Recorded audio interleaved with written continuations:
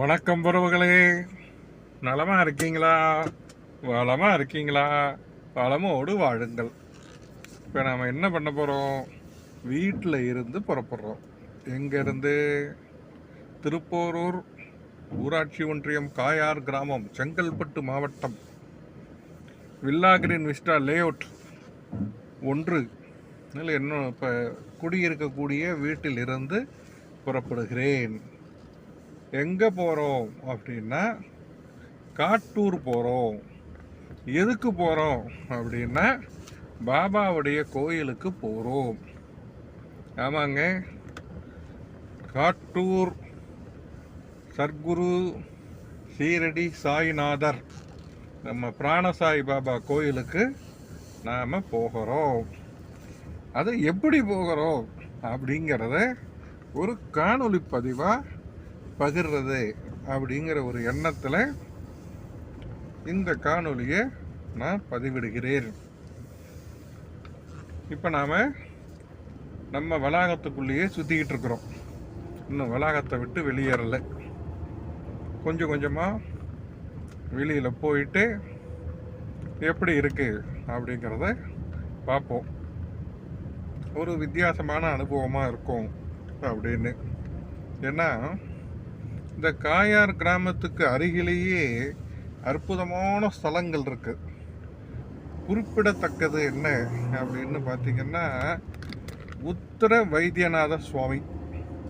அதுதான் காட்டூரில் ரொம்ப பிரபலமாக இருக்கக்கூடிய கோயில். தையல் நாயகி சமேத உத்தர வைத்தியநாத சுவாமி. வைத்தீஸ்வரம் கோயிலில் இருக்கக்கூடிய செவ்வாய்க்குரிய பரிகார ஸ்தலமாக இந்த ஸ்தலம் விளங்குகின்றது. சென்னையில் இருக்கிறவங்களுக்கு இந்த தலத்தை பற்றி எந்த அளவுக்கு தெரியும் அப்படிங்கிறது தெரியல. இப்போ நாம் போகக்கூடிய பாபா கோயில் அங்கே தாங்க இருக்குது. வாங்க நாம் போய் எப்படியே கொஞ்சம் கொஞ்சமாக அதை பார்ப்போம். அந்த முன்னாடி தெரிகிற சாலை இருக்குது பாருங்க. கார் வந்து நம்ம நுழைவாயில் உள்ள நுழையுதில்லை, அந்த சாலை தான் வந்து வேளச்சேரி செங்கல்பட்டு சாலை. அந்த சாலையில் நாம் வலதுபுறம் திரும்பணும் அப்படின்னா மாம்பாக்கம் போகும். இடதுபுறம் திரும்பினா செங்கல்பட்டு போகக்கூடிய திருப்போரூர் வெம்பாக்கம் சாலை. வேளச்சேரியிலிருந்து செங்கல்பட்டு வரை செல்லக்கூடிய பிரதான சாலைங்க அது. அந்த சாலைக்கு அருகிலேயே நம்ம கேம்பஸ் இருக்குது. நாம் இதுக்குள்ளே இப்போ வந்துட்டோம். நம்மளுடைய குடியிருப்பு வளாகத்தை விட்டு வெளியில் வரோம். நல்லா கவனிங்க. இந்த சாலை வலதுபுறம் போகக்கூடியது வேளச்சேரி, இடதுபுறம் போகக்கூடியது செங்கல்பட்டு. இப்போ நாம் செங்கல்பட்டு நோக்கி பயணிக்கிறோம். போங்களா? வாங்க, எப்படி இருக்குது பாருங்கள். இந்த கிராமிய சூழல் எப்படி இருக்குன்னு. ஷேர் ஆட்டோ சர்வீஸ் இந்த காயார் கிராமம் வரை உண்டு. மாம்பாக்கத்திலிருந்து காயார் வரை உண்டு. அது மட்டும் இல்லை, மாம்பாக்கம் சென்றால் அங்கிருந்து வண்டலூர், கிளாம்பாக்கம், தாம்பரம் முதல் இடங்களுக்கு செல்லலாம், பெருங்களத்தூர் உட்பட. அதே நேரத்தில் மாம்பாக்கத்திலிருந்து புதுப்பாக்கம், கேளம்பாக்கம் வழியாக ஓஎம்ஆர் செல்லலாம். அதே மாம்பாக்கத்திலிருந்து பொன்மார், மேடவாக்கம், பள்ளிக்கரணை, வேளச்சேரியும் செல்லலாம். அந்த சாலை தாங்க இது. இப்போ வேளச்சேரியிலிருந்து செங்கல்பட்டு போகக்கூடிய சாலையில் இப்போ நாம் பயணிச்சிட்டு இருக்கோம். காயாருடைய அற்புதமான விவரங்களை பாருங்க. இது போன்று சென்னைக்குள்ள ஒரு கிராமமா அப்படின்னு சிற்றேறக்குறைய ஒரு 30க்கும் மேற்பட்ட கிராமங்கள் இன்றும் விவசாயம் நடந்து கொண்டிருக்கக்கூடிய உயிரோட்டமான கிராமங்கள். இப்போதாங்க அறுவடை முடிஞ்சிருக்கு. அடுத்தடுத்து தொடர்ந்து இங்கே வந்து விவசாய வேலைகள் 365 நாளும் நடக்கும். உழைக்கக்கூடிய மக்கள் இருக்கக்கூடிய பகுதி இதுதான் காயார் கிராமத்தின் எல்லை. அது மட்டும் இல்லைங்க, அற்புதமான ஒரு சிவன் கோயில், பெருமாள் கோயில், இரண்டும் பல நூற்றாண்டுகளை கடந்து இங்கே இருக்குங்க. அதெல்லாம் நேரம் கிடைக்கும் போது நான் வந்து அதெல்லாம் பதிவு பண்ணி உங்களுக்கு காட்டுறேன். நிறைய விவரங்கள் இந்த ஊரை சுற்றி இருக்குங்க. அதெல்லாம் சொல்லணும் அப்படின்னு தான் நினைக்கிறேன்.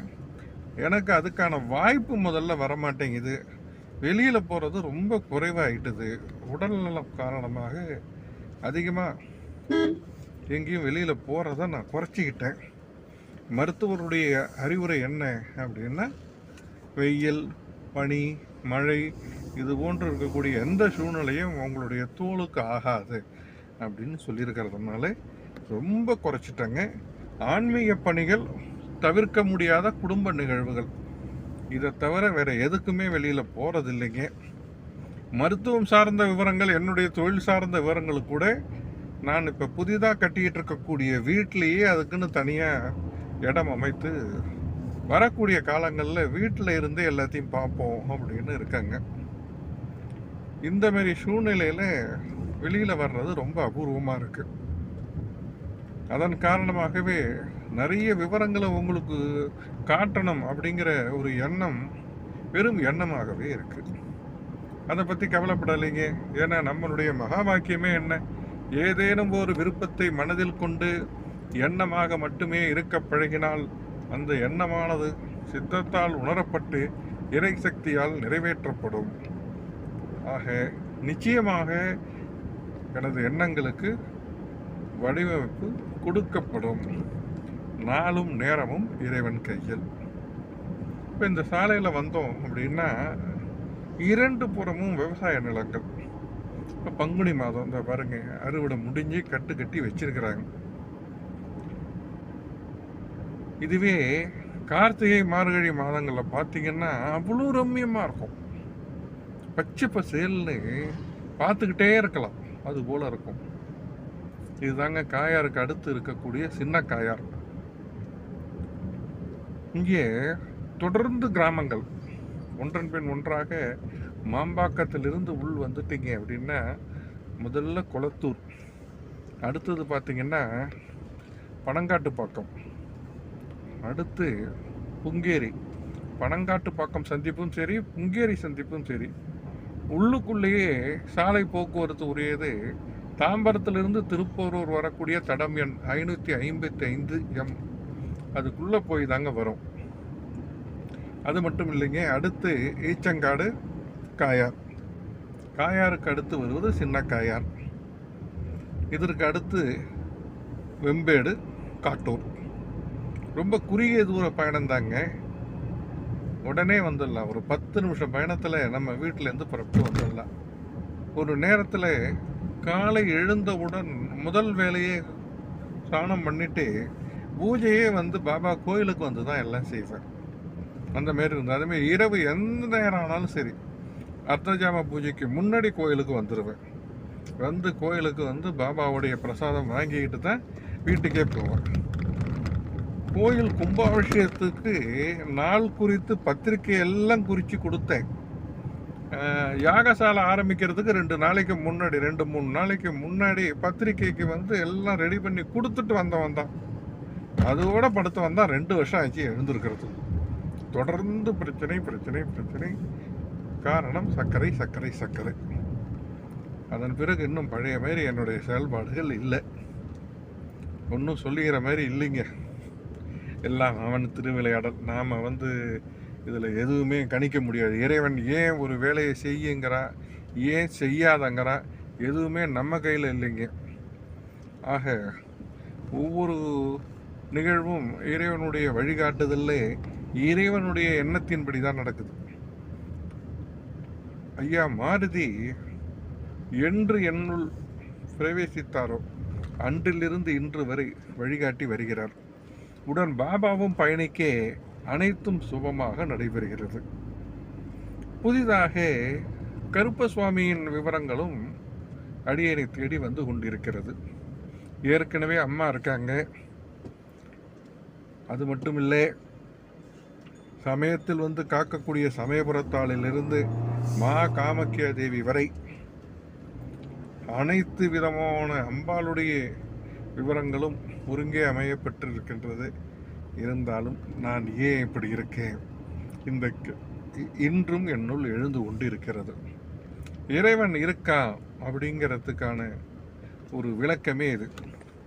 எத்தனை விதமான லௌகீக விவரங்கள் பெற்றாலும், வைதீக தகவல்கள் அறிந்தாலும், ஆன்மீக முன்னேற்றம் அடைந்தாலும், இறைவன் நினைத்தால் ஒழியே நமது செயல்பாடுகள் வெளிப்படுவது இல்லை. இதாங்க நிதர்சனமான உண்மை. இந்த கிராமம் தாங்க வெம்பேடு. வலதுபுறம் இடதுபுறம் இது 2 புறமும் இருக்கக்கூடிய கிராமம் முழுமையாக வெண்பேடு. வலதுபுறத்தில் சென்றால் பைரவ மலை இருக்கின்றது. இடதுபுறம் சென்றால் திருப்போரூர் செல்லக்கூடிய ஒரு குறுகிய சாலை அமைப்பு. ஊருக்குள் சென்று செல்வது முழுமையாக பார்க்கணும் அப்படின்னா இப்போ நாம் போகக்கூடிய இடத்துல காட்டூர் அப்படிங்கிற அந்த இடத்துல தாங்க பிரியுது. நேராக சென்றால் நாம் செங்கல்பட்டு, வெம்பாக்கம் சென்று செங்கல்பட்டு அடையலாம். இடதுபுறம் திரும்பினால் திருப்போரூர். அது மட்டுமல்ல, கூடுவாஞ்சேரிக்கும் இங்கிருந்து இணைப்பு உண்டு. வலதுபுறம் திரும்பினால் கூடுவாஞ்சேரி செல்லலாம். நெல்லிக்குப்பம் சாலை என்று சொல்வார்கள். அந்த சாலை அமைப்பு இங்குதான் பிரிகிறது. நெல்லிக்குப்பம் என்ற அந்த ஊர் காட்டூருக்கு அடுத்து தான் இருக்கின்றது. நிறைய பேருக்கு நெல்லிக்குப்பம் ரோடுன்னா தெரியும் கூடுவாஞ்சேரி பகுதியில். ஆனால் அந்த நெல்லிக்குப்பம் எங்கே இருக்குது அப்படின்னு கேட்டால் யாருக்கும் சொல்ல தெரியாது. அந்த ஊர் இந்த ஊருக்கு அடுத்தது, இந்த காட்டூருக்கு அடுத்தது.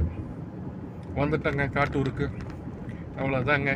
பொறுமையாக வந்ததுனால ஒரு 12-13 நிமிஷம் ஆயிருக்கு. ஆனால் சரியான சராசரி வேகத்தில் வந்தோம் அப்படின்னா அதிகபட்சம் 10 நிமிஷம் தாங்க. காராக இருந்தாலும் சரி, ஸ்கூட்டராக இருந்தாலும் சரி. இந்த சாலை தாங்க. வலதுபுறம் திரும்பினால் கூடுவாஞ்சேரி, நேராக சென்றால் செங்கல்பட்டு, இடதுபுறம் திரும்பினால் வருவது திருப்போரூர். இந்த கோயில் தாங்க உத்தர வைத்தியநாத சுவாமி கோயில்.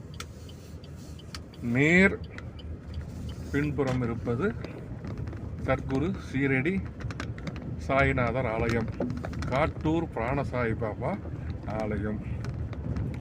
அழகிய சூழலில் அமைந்திருக்கக்கூடிய ஒரு ஸ்தலம். வந்துட்டாங்களா? வாங்க, உள்ளே இருக்கக்கூடிய சூழ்நிலை என்னன்னு பார்த்துட்டு அடுத்த காணொலியில் தகவல்களை நான் உங்களுக்கு பகிர்றேன்.